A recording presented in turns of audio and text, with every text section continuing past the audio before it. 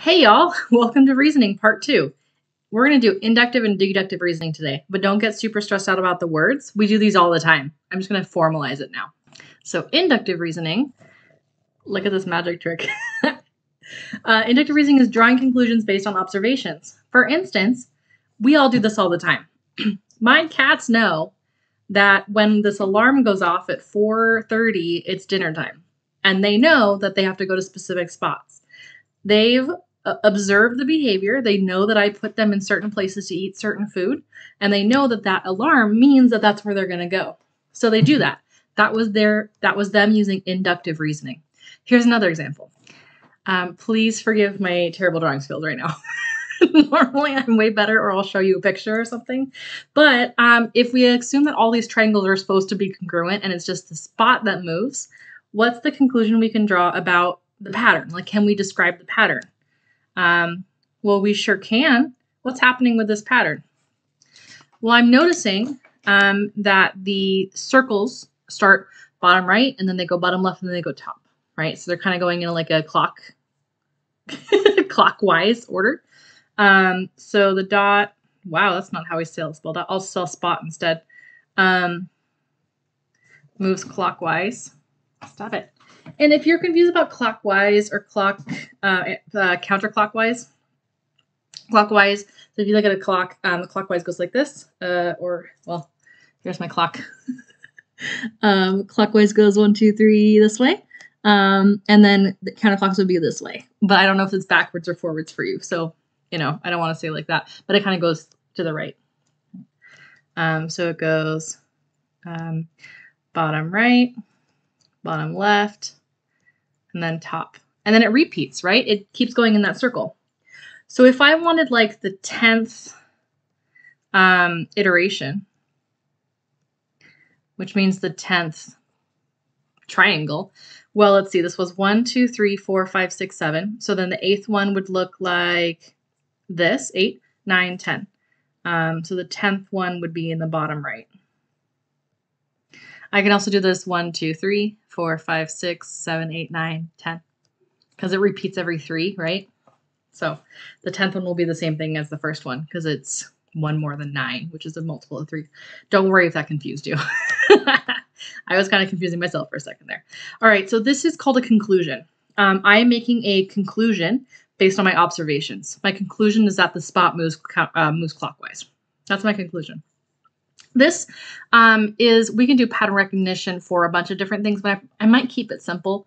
If it's too crazy, I'll give you some vocab words attached, like it'll be at the bottom of this. So hold on, let's do some deductive reasoning now.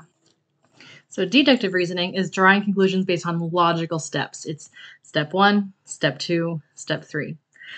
Sometimes in science, they'll say that inductive reasoning is going from the specific to the broad. I'm going from specific instances to a broad pattern understanding.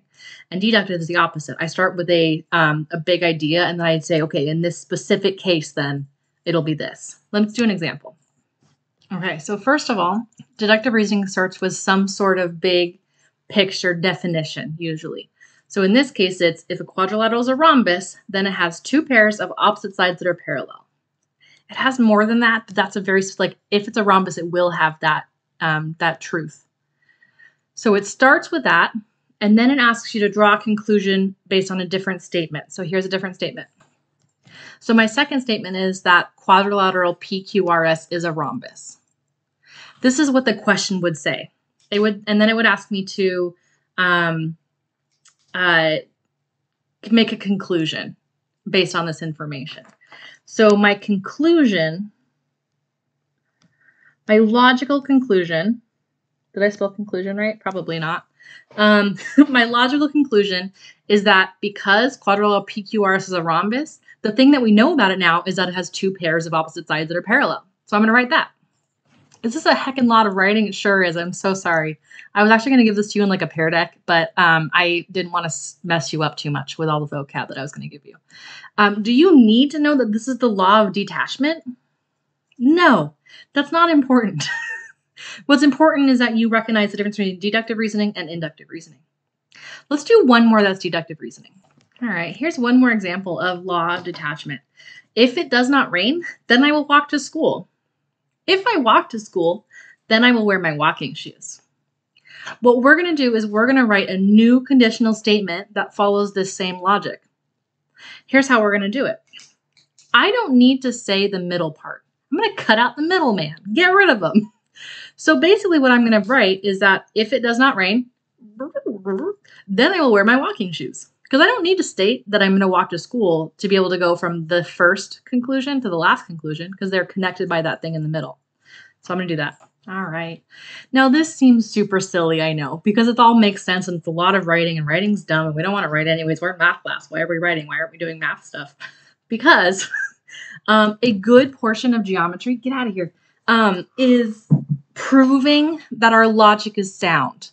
It's doing every step along the way. It might even be taking this kind of sentence and spreading it out to show every step about walking to school. And then if I walk to school, I'm going to wear my walking shoes. And if I wear my walking shoes, I'm going to wear jeans. And if I wear jeans, I might wear a t-shirt instead of a dress. And so if it does not rain, I'm going to wear a t-shirt instead of a dress, right? So what we're going to do is right now, we're just going to take those two sentences and smush them together, maybe three if you're lucky. But soon what we're going to do is we're going to take math and go from something like a picture of two triangles and conclude that those two triangles are exactly the same, showing every step along the way. We're going to spread out the logic. So what we're going to do right now is we're just going to practice deductive and inductive reasoning with baby stuff.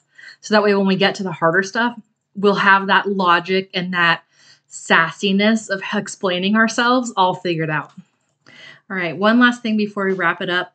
There's this thing called a counterexample, which actually you guys are amazing at because I gave you that assignment yesterday or last assignment, whatever it was, that asked about funny movies make you laugh or something like that. All comedies are funny. And you were like, no, I've been to a comedy that was dumb, or I've been to a horror movie that was funny, or I've done this other thing. That's a counterexample. A counterexample is one single case that proves the entire thing is false. For instance, if I were to draw the next one and it was at the top, our minds would be blown. This whole system would fall apart. We wouldn't know what the pattern is anymore because it would be different than what we thought originally. Maybe it repeats itself from there. Maybe it goes backwards at this point. We don't know. All we would need, though, is one counterexample to be proving something false. Now, it's a lot easier to prove something false than it is to prove something true, though. Because to prove something true, we would either have to use inductive reasoning and do every single one forever, or deductive reasoning and do all the logical steps to get from one point to the other, which is crazy. We're not going to do that. But I might ask you for a counterexample. So if I talk about this one, where it does not rain, I will wear my walking shoes. Maybe I got new rain boots and I want to wear those instead. So my counterexample might be I wear rain boots instead of my walking shoes to walk to school in the rain. That could be a counterexample of one thing that I would do differently. I hope this made sense. I hope you watch these because, gosh, there's so much more to just what I wrote down. But I'm going to be putting some examples up on the Google Classroom. No, I'm not. I'm going to be giving you some homework assignments that are fairly close to this. But if any of the words trip you up, please email me and I'll give you the definition of them because they do get kind of iffy sometimes with things like consecutive integers. I'll figure it out. We'll get there. I hope you enjoyed this. Peace.